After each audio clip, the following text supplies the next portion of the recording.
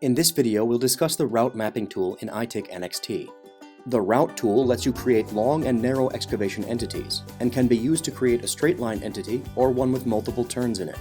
If you're doing a utility line installation in a new area, or repairing a cement walkway path that doesn't run along a roadway, this is the tool to use. Select the Route tool from the Drawing Tools menu.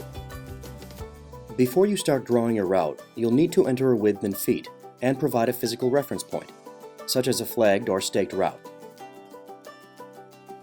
Once you have entered the required information, click on the map to start drawing your route.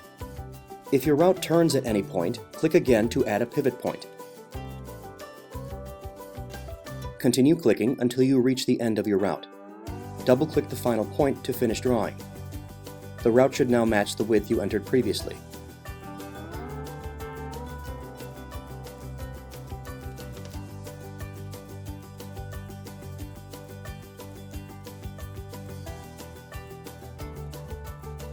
ITICnxt will automatically derive marking instructions from your mapping.